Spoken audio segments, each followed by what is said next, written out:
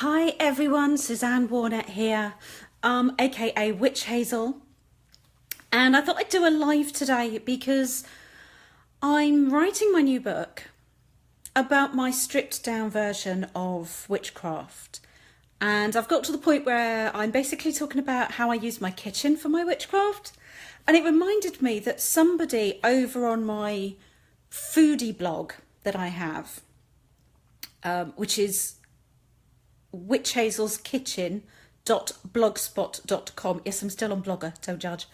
They were asking about setting up their first kitchen and what tools they need. Now, they weren't specifically coming at it from a witchcraft point of view. I appreciate that. But I thought I'd try and incorporate a bit of that because people are going to be going off to university, you might be moving house, things you need to consider. So a couple of things. Firstly, these are just my opinions. I'm not endorsing any of the products that you may see on here. I'm not getting paid for it. These are just what I use and I'm showing them as an example. The second thing is this is my home. Any mess is my own. My husband has no responsibility for it.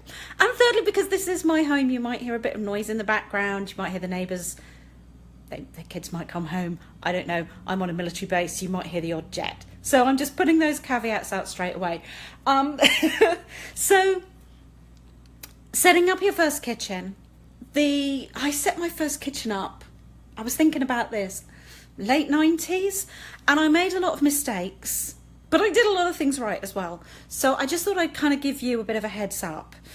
Now, if you're like us and you rent, you're not going to have any say about the layout of your kitchen, the appliances that might be in there. So for example, we're very lucky, we're in military housing, we have a cooker, we have a fridge, we have a microwave, but we have no control therefore over the quality of those products.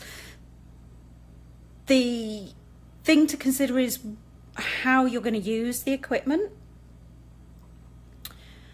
and what your lifestyle is really. There's no point having a microwave if you're never going to use it. There's no point having some fancy bit of kit if it's only going to sit there and gather dust and grease in the kitchen.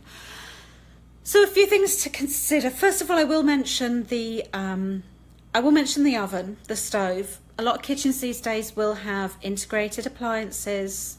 So if you're buying a new house, you don't get a say. Personally, I favour a gas hob just because it's more controllable over electric.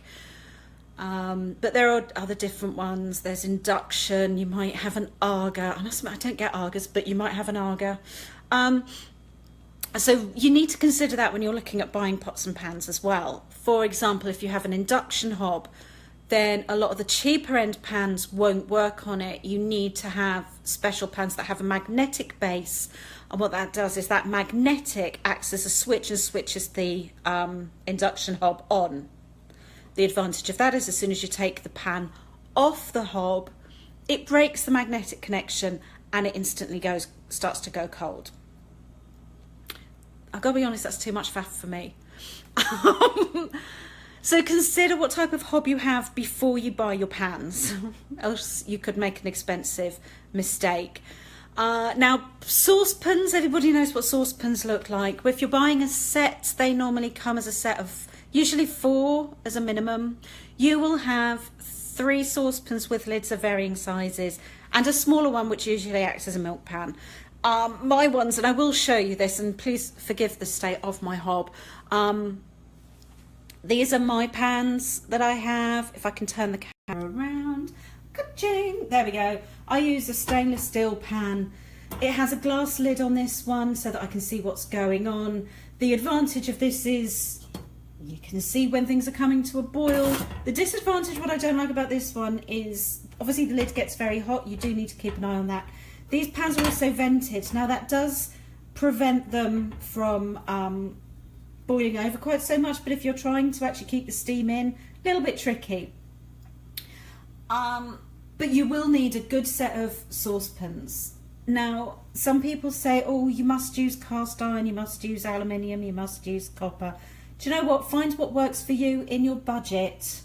Get the best you can afford. But there are some really good budget friendly sort of stainless steel or aluminium based pans that work. They just work. They're easy to clean. You can stick them in the dishwasher if you've got one, sorted. Now, aside from that, let me turn my camera around again. Aside from saucepans, what do you need?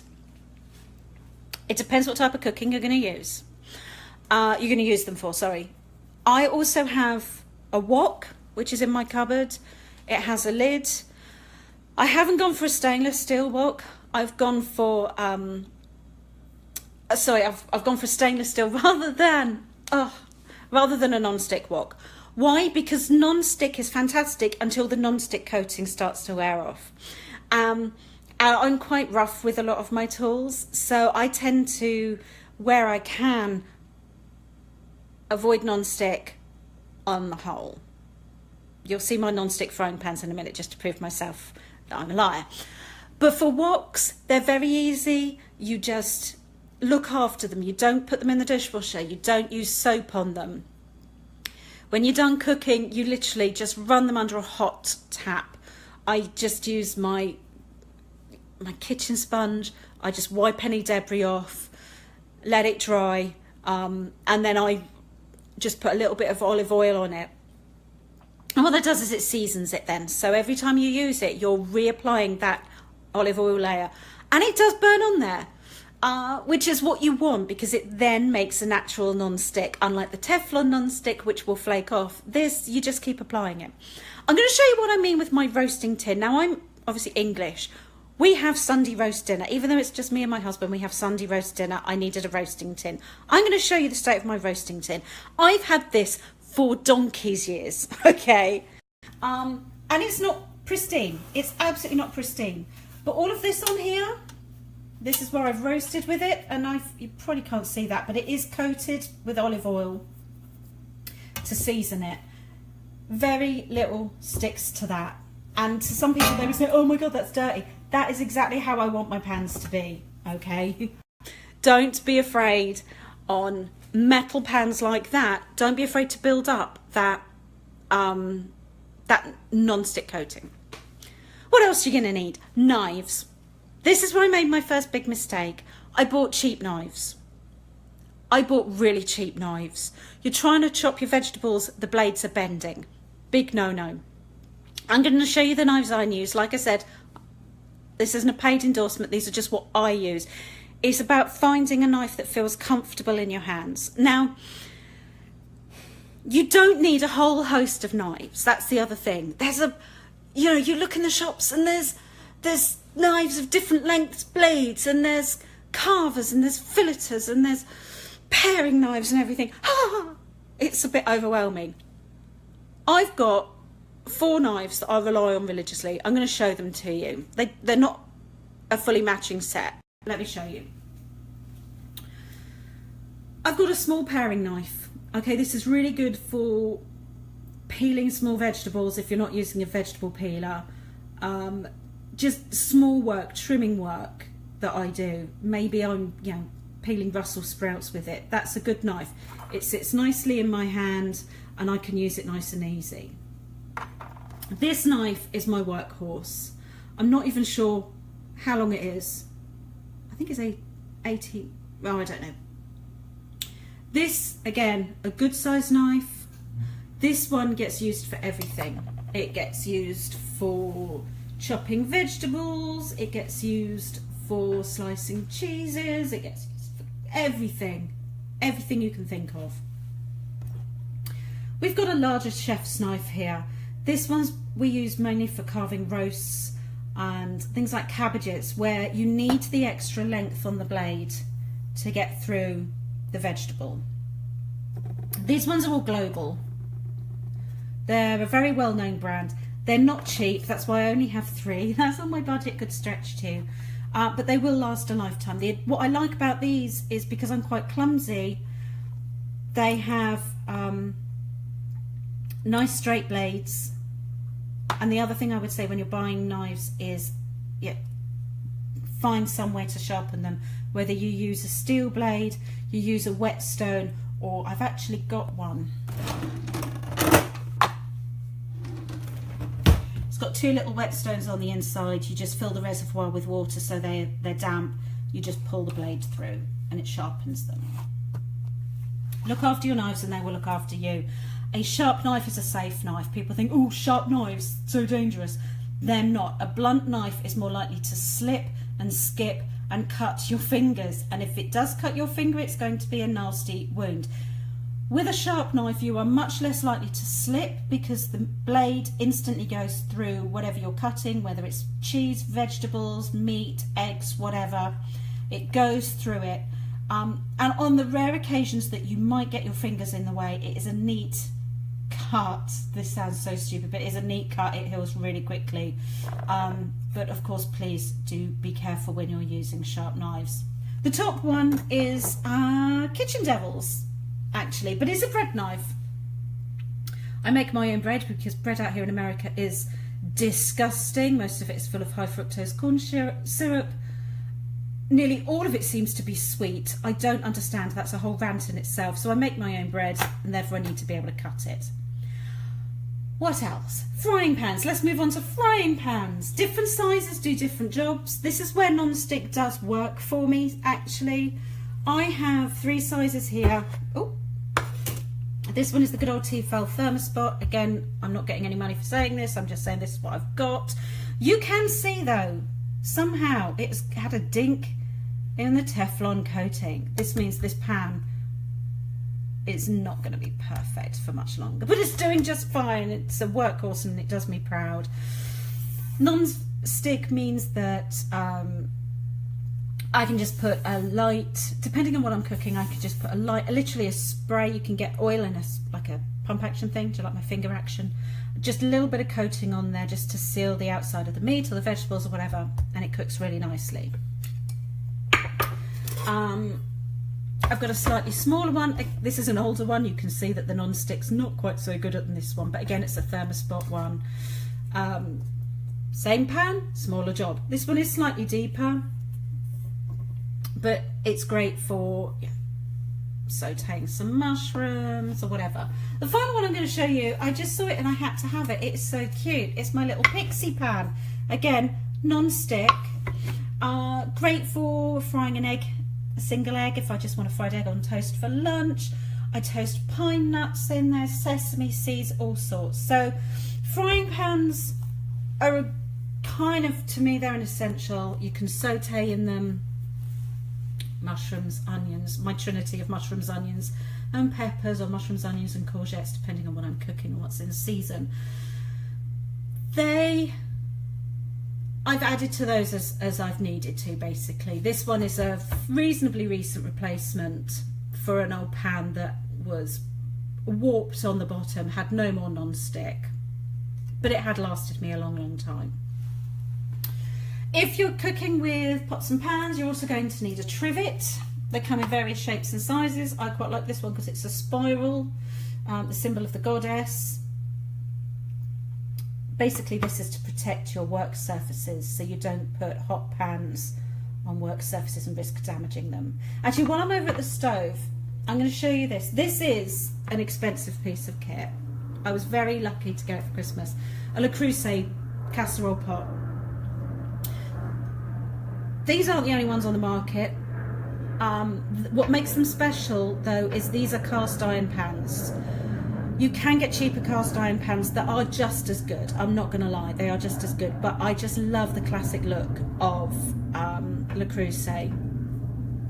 They're oven safe. They are dishwasher safe, but I don't need it, to be honest. You literally, and I'm a messy cook. I've had that since Christmas. It's now the end of July. There is not a mark on that pan. You literally just, once I finish cooking in it, I literally just fill it up with hot water, a little bit of washing up liquid, and everything just comes off the enamelled surface. If you are using a cast iron dish that isn't enamelled, isn't protected, then it cannot go in the dishwasher. It is also not going to be suitable for things like frying eggs, where they're going to, the egg itself is going to maybe get stuck on the rough surface and that of the cast iron and that kind of thing. By enamelling it, it makes it a smooth surface. It makes it a non-stick surface as well.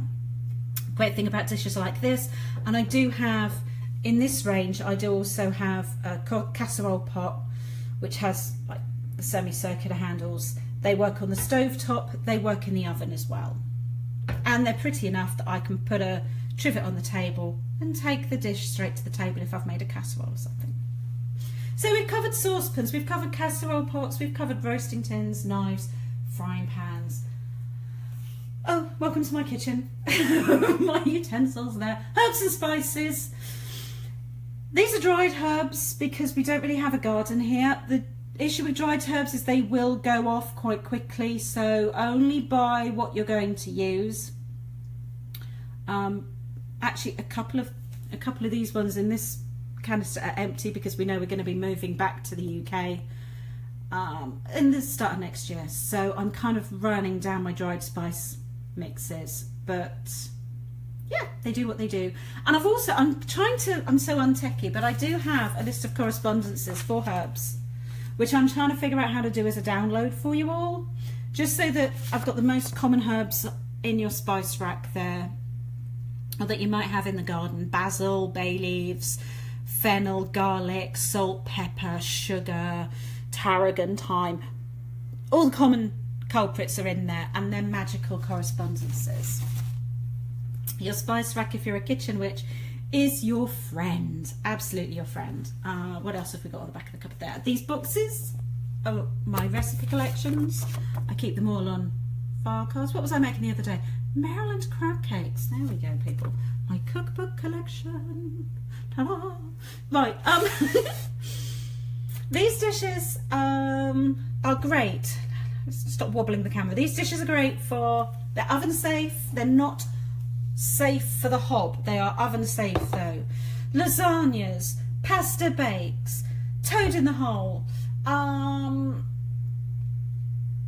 I've made crumbles, I've made apple pies, I've made chicken and mushroom pies. These get used a lot. They're also very pretty. I'll serve veg in them, they double up as that. Pestle and mortar. You can get very good electric spice grinders, but I've had this pestle and mortar for a long time. Pestle, mortar. I think that's the right way around. I've had this for a long time. And they've been around for millennia, literally millennia.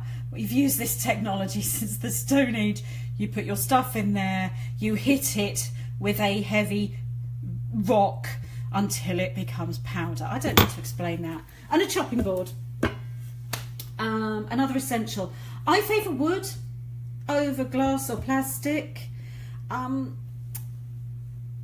Glass I definitely hate for my chopping boards. Absolutely hate it. They are loud, they are noisy, they are terrible for your knives as well. Wood is much better. This chopping board has been well used. This was a wedding present. That's how old it is. It's got slight scorch marks because I put a hot pan on it once. It's got lots of scratches in there. But these will last you a lifetime if you look after them. Simply wash over them, and you can seal them with, you can get special food safe oils for your wooden chopping boards and utensils. It's unlike if you have a wooden worktop as well. I like this one because it's got a little drawer on it where you can, where I've used it earlier, where you can put all your potato peelings or whatever in there and then just put them on the compost heap. The other piece of kit that I do recommend is a stand mixer. This one is, I'm so lucky because I've got some lovely pieces of kit. This one is a KitchenAid. I picked it up cheap. It's a reconditioned one. The thing about KitchenAids is if you can find one secondhand, it will still last a lifetime. I make bread with this, I make cakes. I cannot get through Christmas without one of these, to be honest, between the bread, the Yule log, the cakes, the sauces and everything gets done in there. I've also got a blender, but I've got to be honest, to me that's an extra rather than an essential. So that pretty much sums up what I think you're going to need. Now, on top of all that, so we've covered your saucepans, And your considerations for those, your stovetop, we've got your roasting tins, we've got your frying pans, your woks. There's a whole range of pans out there. Don't buy what you don't need. That is my number one tip. You are wasting money if you're never going to need it. Now, things that are trendy. Oh, God, who hasn't bought one of those? An electric bread maker. You might like one of those. Personally, now I've got a stand mixer. I don't like an electric bread maker. Yes, it makes yummy bread, but it's got a hole through the middle. That annoys me, or my sandwich fillings fall out. So to me, that's an unnecessary gadget. You're better off buying a stand mixer with a dough hook on it. Kenwood make very good ones. Like I say, I'm not endorsed by any of these companies. Kenwood, KitchenAid. There's loads on the market there. Find one that's got a dough hook on it. You're going to be fine making your bread. Other gadgets. Right. Oh, I'm gonna make some enemies now. Spiralizers. Just no. I don't see the point. What else? Any gadget that seems quite gimmicky. Juicers were all the rage. Unless you're really into making your own juice, don't bother getting one. So there's things like that to consider. Now, from a witchy point of view, our house doesn't have a fireplace. It doesn't have a traditional hearth. My stove doubles as my hearth. So this is where I do a lot of my magic. When I'm cooking my dinner, I will use my herbs and spices with intent, not just because they taste good, but because they've got certain properties. It might be that I'm a little bit emotional. I need to feel safe and protected in my home. It might be that I'm trying to do some money spell. It might be that I've had a fight with my husband and I'm trying to bring some romance back in or some calm. So use your spices in your cooking, and your stovetop and your oven suddenly become magical places. It's all about the intent. Your wooden spoon is your wand, basically. All your kitchen magic, at some point, is going to have to be stirred. Whether you're using a wooden spoon, a metal spoon, a spatula, it's still stirring in that intent. It is still stirring that magic into the food. So, use your tools wisely, but you don't need a ton. I've got probably more than I need. I'm looking at my basket there. Some of these are going to have to be thinned out before we move home. But I would say you definitely need a large metal spoon for serving or stirring. You need a slotted spoon for draining. You need tongs for picking things up that are hot. You don't want to pick them up in your fingers. A fish slice. Somebody said, what is a fish slice? That's a fish slice. I've also got a non-stick version for using on non-stick pans. They're very handy. And again, they're dishwasher safe. Whisks. Oh, God, there's so many complicated whisks. I use 2 whisks all the time. I've got a standard sort of balloon whisk, great for getting air in. And I've got one of these coil type ones. They get air in, and they're also very good for getting lumps out of sauces. When I'm making gravy, I use flour and stock. Great for getting the, just breaking down the lumps of flour so you don't get lumpy gravy, or if you're making a cheese sauce or a roux or something. Good kitchen scissors. These ones are pretty good. Don't use them for anything else. It's like fabric scissors. Don't use them for anything else. Use them in the kitchen. I cut bacon, I cut chives, I cut sausages with, I also cut the chicken carcass when I'm making stock. For some reason in America, they leave the wing tips on the whole chickens. You don't eat those bits anyway, so I cut them off and I use them for stock. The pair of kitchen scissors will last you a lifetime. Spatulas. A good non-stick one, but again, you can use them for like stirring in your intent. Clockwise for positive things, anti-clockwise if you're trying to banish something. That's pretty much it. I've rabbited on a lot longer than I thought I would, actually. So I'm kind of hoping that sets things up for you. There's going to be a whole chapter in my book about kitchen magic and the tools that I use. But think about it like this. We talk about witches, we talk about cauldrons. And what is a cauldron but your cooking pot? Which is why a lot of my magic, when I'm doing my hearth magic, my kitchen magic, I use my pots and pans. They are my cauldron. I mean, if you're looking at something like a Le Creuset pan, that practically is a cauldron. It's cast iron, it's massive and it's heavy. But it does the same thing if I'm making, say, my sleeping potion. I'm adding milk into my milk pan. That then becomes my cauldron because I'm setting the intention for that. And what that means as well is the next time I use that pan, all my tools, whether they're my magical tools, strictly magical tools, or whether they're my kitchen tools, they all have my energy in them. They all have my power. They all have my intent. And this is how we get magic into every part of our lives.